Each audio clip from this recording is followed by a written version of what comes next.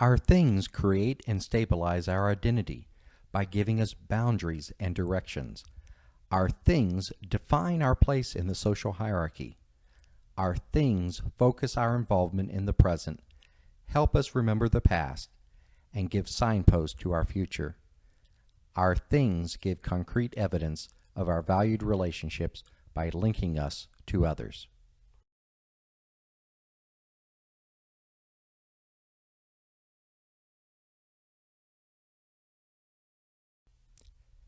Is a thing Jewish if it makes you think a certain way?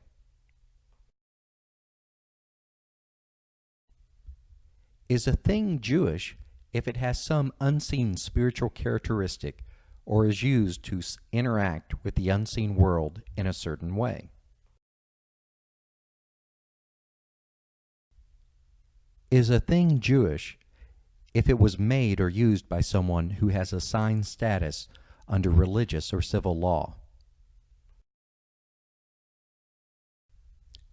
Is a thing Jewish if it was made in a certain place?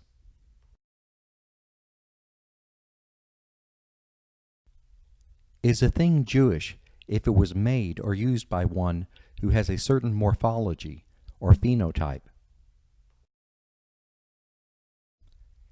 Is a thing Jewish if it is passed down from a certain type of ancestor?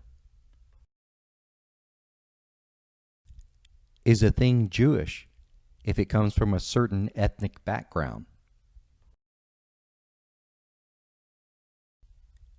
Is a thing Jewish if it is associated with certain behavior and beliefs?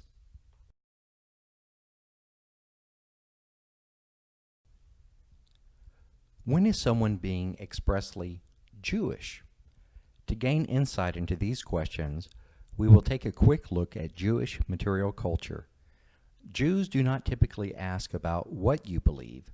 Instead, they ask about your objects. It is your objects that tell the stories. It is your objects that tell people who you are and how you relate to others. For all people, the home is the first universe. It is the place where objects begin to produce identity and forge connections. What objects identify a house as a Jewish home?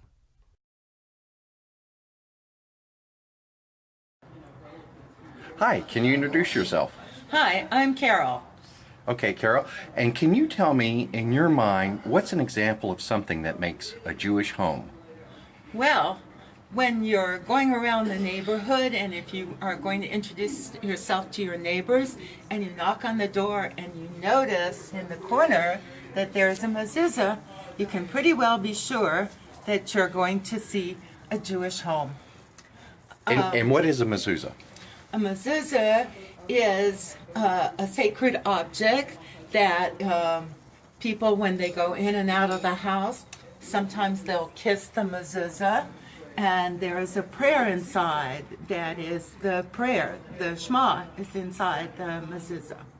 Okay, thank you. Hi, can you introduce yourself? Hi, I'm Cynthia Weiner. Cynthia, can you tell me, what do you think makes a Jewish home? Well, one of the things that makes a Jewish home for me is being able to celebrate the holidays together with family and friends. So this morning we're celebrating Passover. So we've got our matzah, and we have our fish, and we have our matzah brie, and all of our friends are here together.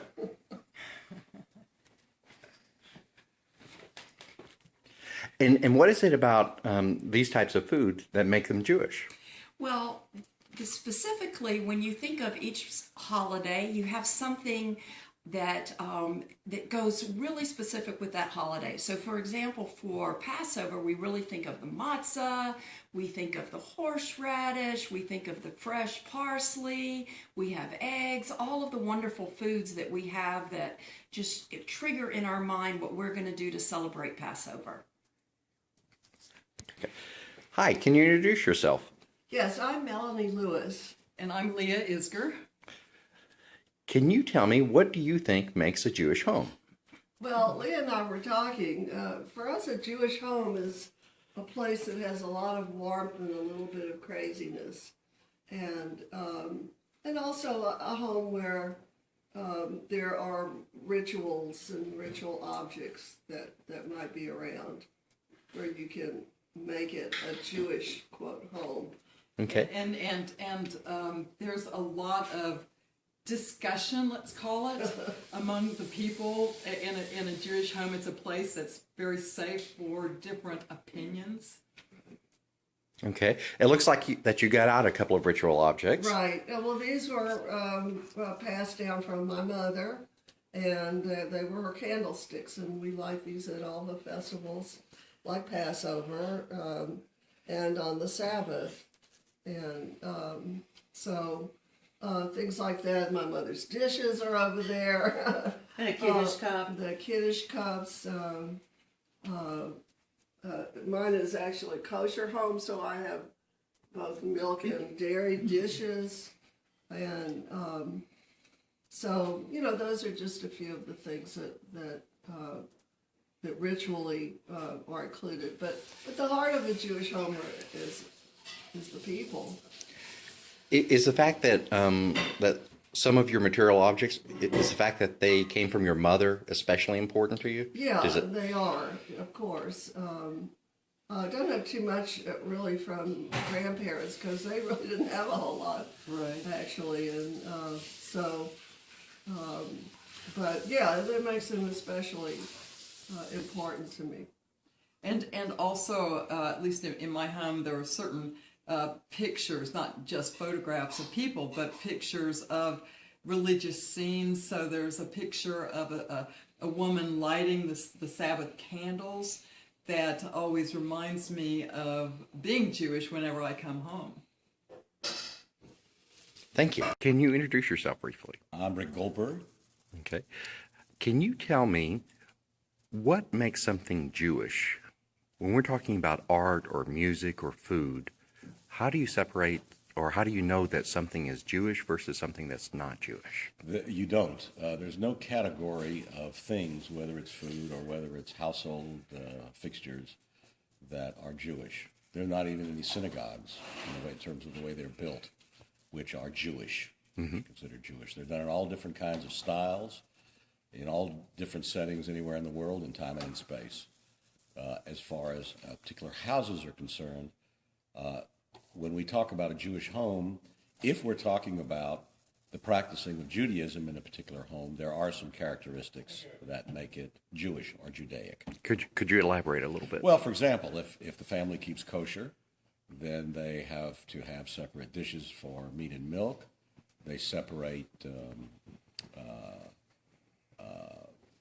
the dishes that they can use in different times of the year, the different food practices of what they can eat, as far as what they can bring into their house and how they prepare them. They're all elements of Jewish law which describe how that's done. So the houses are furnished in a way that they facilitate the following of those rules.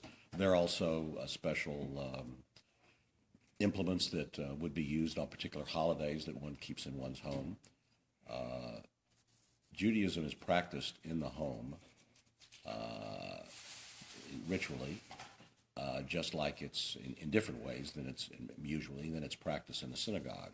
So there are things that we need to have in our homes if we're going to practice Judaism in homes. That is not necessarily the same thing as Jewish, because people can be Jewish. Jews are an ethnicity, and Judaism is a religion. And we who are Jews, obviously one is related to the other, but one can be Jewish, which is to say born of a Jewish mother or converted, without practicing Judaism. So they are two separate things, and that's true of homes also. Mm-hmm. When it comes to what some people might call items of material culture, things, when it comes to things, if I understand what you're saying, there aren't Jewish things, but there are things that are used to practice Judaism. And does that in a way make them Jewish? So, for example, if you had a knife that you use, No, it's not a Jewish knife. Okay. People are Jewish or not. Okay. Knives, utensils, I can't think of anything people would say in common parlance and popular speech. Yeah, this is Jewish or whatever, but or Jewish art or something. If you have a picture of a rabbi sitting and studying Talmud, then you might say that's a Jewish picture. You can say anything in parlance. But if we're talking about words of art, I mean, anthropology that you're doing is a science, right? Okay, even if it's a social science. You use these terms, I would use these terms as words of art and not just as commonly used because it's too slippery. It's not scientific at all. So there's really no such thing as things which are Jewish. But there are, as I say, kelim, which are instruments, things in your house that you use for a Jewish or a Judaic purpose, which would mean to practice the religion. Hi, can you introduce yourself? I'm Jenny. Can you tell us something that you feel that makes a Jewish home? Well, one thing I think about is candles. So on Shabbat, we light the candles to welcome Shabbat. And I light these candles, and my daughters light these candles, and we welcome the Sabbath together. And what is it about that besides the fact that it's a Jewish ritual, what is it about that you feel gives it a distinctive Jewish flavor? Well, there's a few things. I mean, some of the motifs that we see remind me of other Jewish things, like has a menorah on it, and the design on the blue and white candlesticks are from an old Jewish manuscript. But I think the biggest thing is that it helps us feel like we are connected to each other and to other families that are doing the same thing at the same time and that have done so for generations. Okay, so you wanted to show me something else. Yes, look at this painting. We recently got it from an artist in Israel, and I really love this painting. It's called The Tree of Life, and you can see a lot of themes, the birds and the fish and the Hamza. You can see a Star of David. You can see some Hebrew words. And I really love this picture. It's so full of life. It's so full of energy. And I really see it as a way of connecting to people that, in spite of having so much suffering and so much pain in their history, are growing and thriving and embracing all of this life and beauty. Okay, you had one last thing that you wanted to show us. Well, it's actually a lot of things. Look at this bookshelf. This is just one of many bookshelves in my home. We, as Jews, believe that books are very important. Learning is very important. And one thing that is important to me is learning about my heritage, learning about Judaism, and also just a lot of things. Objects themselves are not Jewish. Instead, objects facilitate and suggest Jewish ways of being. Jewishness is a form of communication, and objects foster that communication. When objects create and maintain Judaism, they do so as social integration symbols that evoke Jewish value concepts like family, justice, truth, and peace. Objects help to ritually animate Jewish life and absorb it in Jewish ways. In our interviews, a common thread stood out.